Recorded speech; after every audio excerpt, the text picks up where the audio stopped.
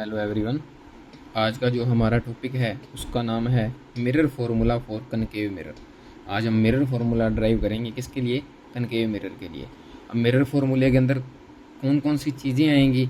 इसके अंदर एक आएगी जैसे focal length, distance of object और इमेज ऑफ ऑब्जेक्ट। इन्हीं तीनों चीज़ों का हम यूज़ करके क्या निकालेंगे? मिरर फार्मूला निकालेंगे। अब कनकेव मिरर के अंदर तुम लोगों ने पढ़ा था कि ये दो तरह की इमेज बनाता है, एक रियल इमेज और एक वर्चुअल इमेज।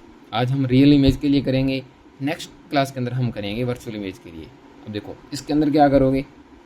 रियल इमेज कब बनती थी कनकेव मिरर के केस के अंदर?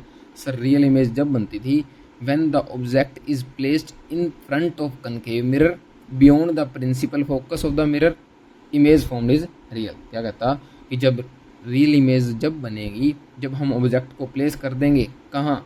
कनकेव मिरर के आगे। और कनकेव मिरर के आगे रखोगे जब ऑब्जेक्ट को, वो प्रिंसिपल फोकस के क्या होना चाहिए? पहले होना चाहिए। प्रिंसिपल फोकस से पहले होगा तो इमेज क्या बनेगी? तो इमेज बनेगी रियल। ठीक है। अच्छा, अब देखो क्या करोगे। सबसे पहले इसका डायग्राम बनाएंगे। ये हमारे पास क्या है? एक कनकेव मिरर है।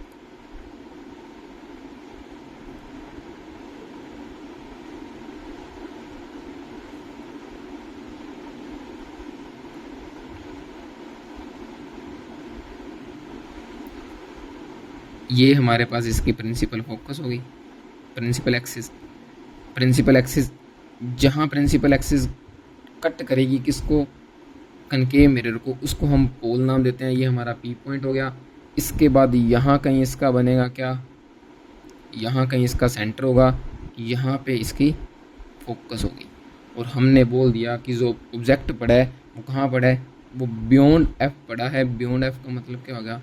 यहाँ कहीं पड़ा है। ये उसकी हाइट होगी ए से बी, ए से बी। ठीक है, ये हमारा ऑब्जेक्ट है। अब हमने क्या किया?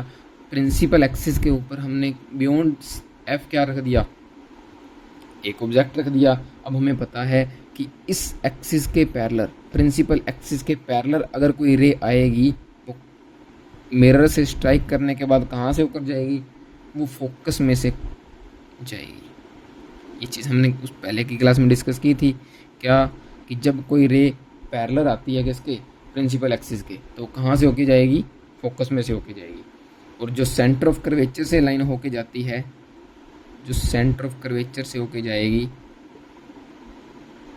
वो उसी रास्ते को रिट्रेस करते हुए वापस निकल जाएगी। क्यों? क्योंकि हमने देखा था कि जो सेंटर से लाइन जाती है मिरर के ऊपर वो हमेशा उस पर परपेंडिकुलर होती है या फिर नॉर्मल होती है ना। तो नॉर्मल के अंदर हमने क्या डिस्कस किया था कि जो रे नॉर्मल आएगी वो जिस रास्ते से आएगी उसी रास्ते से वापस, तो सेंटर ऑफ कर्वेचर से जो भी लाइन आएगी वो उसी रास्ते से क्या चली जाएगी? वापस चली जाएगी। ठीक है। इसके बाद इस पॉइंट को नाम दे दिया हमने डी। क्या नाम दे दिया? डी। अब देखो एक चीज़ और पढ़ी थी हमने कि अगर यहाँ से कोई रे आएगी किसके ऊपर? पोल के ऊपर। तो जिस एंगल से आएगी, इस एंगल को हमने बोल दिया नाम आई। जिस एंगल से आएगी उसी एंगल से वो क्या हो जाएगी? उसी एंगल से वो वापस चली जाएगी। और ये एंगल क्या हो गया? आर। ठीक है, ये एंगल हमारा आर हो गया। अब देखो यहाँ जो तीनों लाइनें कट कर रही हैं ये हमारी क्या बन गई? इमेज बन गई। ये हमारा ए डैश हो गया और ये हमारा बी डैश हो गया। क्लियर है जी? इसके बाद देखो, इसके बाद हम क्या करेंगे? अब हमें ट्रायंगल दिख रही है कौन सी? ए बी सी। ए बी सी ये वाली ट्रायंगल दिख रही है। और एक ट्रायंगल और देखो, ए डैश बी डैश सी। मतलब क्या हुआ कि अब हमने ऑब्जेक्ट की सेंटर के साथ ट्रायंगल देखनी है और इमेज की सेंटर के साथ ट्रायंगल देखनी है। तो एक ट्रायंगल तो ए बी सी ये वाली होगी, दूसरी triangle A dash B dash C ये वाली ट्रायंगल होगी। ये दोनों ट्रायंगल आपस में क्या है? सिमिलर ट्रायंगल हैं। और सिमिलर ट्रायंगल कौन सी होती हैं? जिनके या तो कोरस्पॉन्डिंग साइड्स के रेशियो इक्वल हो या फिर क्या हो? दो एंगल इक्वल हो। अब हमें इसमें मैथमेटिक्स की तरह प्रूव तो करके दिखाना नहीं है। अब हम इसमें कहेंगे, लेकिन तुम्हें पता तो होना चाहिए कि इस एंगल सिमिलर क्यों है। अब तुम कहोगे सर ये वाला एंगल 90 डिग्री का, इस ट्रायंगल में ये वाला एंगल 90 डिग्री है। तो एक चीज़ हमें इक्वल मिली, दूसरा ये वाला एंगल और ये वाला एंगल क्या हो गया? वर्टिकल अपोजिट एंगल हो गए। ये दोनों वर्टिकल अपोजिट एंगल हैं और ये वाला एंगल 90 डिग्री का है। तो दो एंगल इक्वल हुए तो दोनों ट्रायंगल आपस में क्या होगी? सिमिलर होगी। अब सिमिलर होगी, सिमिलर प्रूव करके नहीं दिखानी। अब तुम सिर्फ यही लिखोगे क्या कि triangle A B C and triangle A dash B dash C are similar. कौन सी ट्रायंगल है? सिमिलर। और हमें पता है 10th क्लास में हमने पढ़ा था कि जो ट्रायंगल सिमिलर होती हैं उनकी कॉरस्पॉन्डिंग साइड्स के रेशियो भी क्या होते हैं? इक्वल होते हैं। तो A B divide by A dash B dash is equal to C B divide by C B dash. तो A B divide by A dash B dash और C B divide by C B dash. Clear है जी? तो इनके corresponding sides के ratio क्या होगी? Equal होगी। इसको हम इक्वेशन नंबर क्या बोल देते हैं? फर्स्ट। इसी तरीके से अब हमने एक ट्रायंगल तो देख ली, ऑब्जेक्ट की ट्रायंगल देख ली, किसके साथ? सेंटर के साथ। अब हम पोल के साथ ट्रायंगल ढूंढेंगे, किन की? ऑब्जेक्ट की भी और इमेज की भी। तो ए बी पी, ये बड़े वाले ट्रायंगल दिख रही है ना, ये बड़े बड़े वाले ट्रायंगल। तो ए बी सी एक बड़े वाले ट्रायंगल होगी, एक ए डैश बी डैश पी एक ये छोटे वाले ट्रायंगल होगी, एक ए बी पी और एक ए डैश बी डैश पी। अब ये दोनों भी ट्रायंगल क्या हैं? सिमिलर हैं। प्रूव करके नहीं दिखानी है, लेकिन हमें पता है कि ये ट्रायंगल क्या है? सिमिलर। तो यहाँ क्या लिखोगे?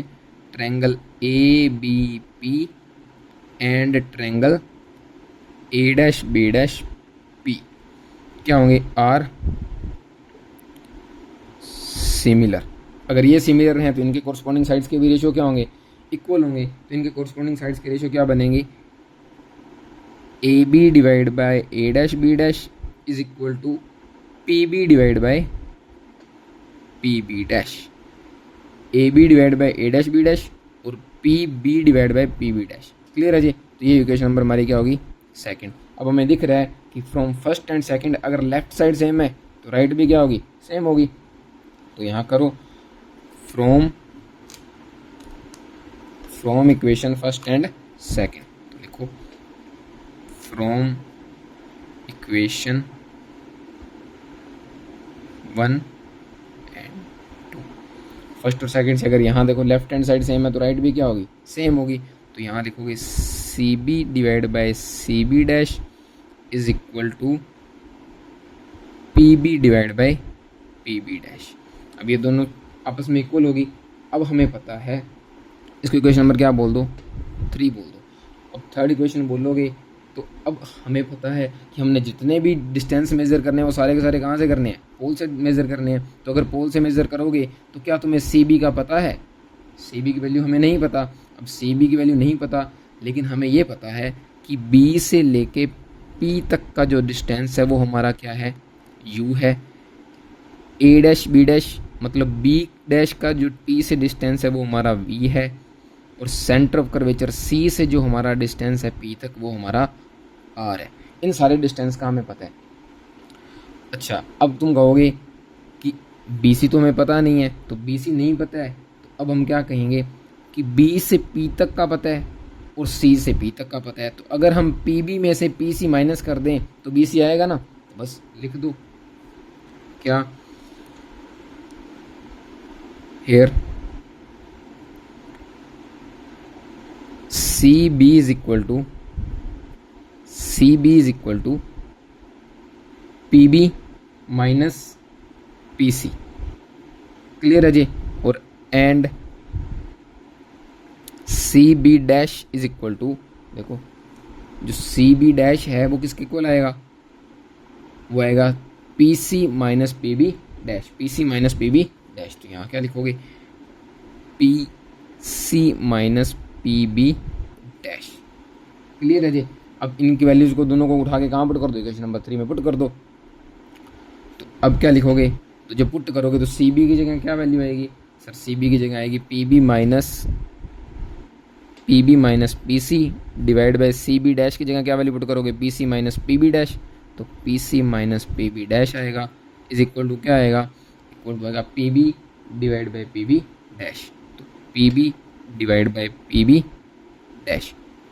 अब देखो इसको इक्वेशन नंबर क्या बोल दो? 4 बोल दो।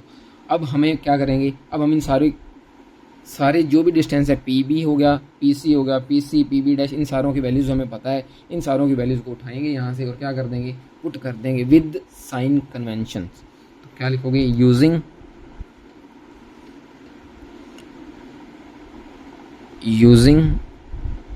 Sign conventions. अब साइन कन्वेंशंस का यूज़ करोगे तो क्या लिखोगे? साइन कन्वेंशंस का जब यूज़ करोगे तो क्या लिखोगे? पी बी जो हमारा आएगा, पी बी क्या आएगा? जो पी बी था, पी था हमारा, पी से बी तक का डिस्टेंस, वो हमने यू लिखा था, लेकिन साइन कन्वेंशन के कारण लेफ्ट साइड में तो क्या आएगा? माइनस का यू। पी बी डैश क्या आएगा? माइनस का वी। और पी सी क्या आएगा? माइनस का आर। तो यहाँ वैल्यू लिख दो। क्या? जो पी बी आएगा वो माइनस का यू आएगा, पी बी डैश आएगा वो माइनस का वी आएगा, और पी आर जो आएगा वो, पी सी जो आएगा वो माइनस का आर आएगा। क्लियर है जी? अब इन वैल्यूज़ को एक एक करके उठाओ और इक्वेशन नंबर 4 में क्या कर दो? पुट कर दो। और जब पुट करोगे तो फ्रॉम इक्वेशन 4 में जब पुट करो, पी बी की जगह क्या पुट करोगे? माइनस का यू, तो ये माइनस का यू। पी सी की जगह क्या पुट करोगे? माइनस का आर, वो माइनस माइनस क्या हो जाएगा? Plus R, divide by P C की जगह माइनस का R, minus P B dash की जगह माइनस का वी, माइनस माइनस प्लस का वी हो जाएगा, is equal to P B, P B की जगह माइनस का यू डिवाइड बाय माइनस का वी, पी बी डैश की जगह माइनस वी पुट करोगे, इस माइनस ये माइनस कैंसिल हो जाएगा। तो अब इसके बाद क्या करोगे? क्रॉस मल्टीप्लाई कर दोगे। और जब क्रॉस मल्टीप्लाई करोगे तो क्या आएगा? जब क्रॉस मल्टीप्लाई करोगे तो क्या आएगा? ये आएगा माइनस का यू वी। जब माइनस का यू वी, देखो minus U V plus V R is equal to minus U R plus U V. Clear है जी? अब यू वी वाले एक तरफ कर दो और यू आर वी आर वाले एक तरफ। तो जब करोगे तो यहाँ से जब ये माइनस का यू आर इधर आके क्या हो जाएगा? प्लस का। तो U R plus V R is equal to U R plus V R is equal to minus U V minus plus U V, इधर जाके प्लस का हो जाएगा। तो एक यू प्लस 1 यू वी और 1 यू वी, कितने यू वी? 2 यू वी हो जाएंगे। अब सारी इक्वेशन को क्या कर दो? डिवाइड कर दो। Divide above equation by U V R. U V R से डिवाइड कर दो तो यू आर को यू वी आर से डिवाइड करोगे तो क्या बचेगा? सिर्फ 1 बाई वी बचेगा। प्लस वी आर से यू वी आर डिवाइड करोगे तो 1 बाई वी बचेगा।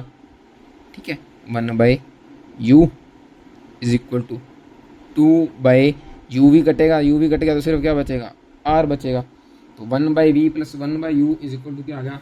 2 बाई आर आ गया। और हमने पढ़ा था कि जो आर होता है उसका फोकल लेंथ के साथ क्या रिलेशन होता है?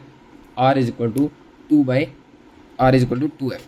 तो 1 by U plus 1 by V is equal to 2 by 2 F, because R is equal to 2 F होता है। अब देखो इसके बाद 1 by U plus 1 by V is equal to 2 से 2 कैंसिल हो गया तो क्या आ गया? 1 बाई एफ। तो यही हमारा था क्या? Mirror formula. किसके लिए? कनकेव मिरर के लिए। तो आज हमने सीखा कि मिरर फॉर्मूला कनकेव मिरर के लिए कैसे निकालेंगे। सारा का सारा हमने ड्राइव भी किया। और ये रजे इंपॉर्टेंट, बहुत इंपॉर्टेंट फॉर्मूला है, इसको तुमने लर्न भी रखना है और ड्राइव करना भी हमने आज सीख लिया। क्लियर है जी? तो आज के लिए इतना ही। मिलते हैं नेक्स्ट क्लास में। नेक्स्ट क्लास में हम करेंगे जो मिरर फॉर्मूला है कनकेव मिरर के लिए, वो वर्चुअल इमेज के लिए। ओके राजे, बाय बाय।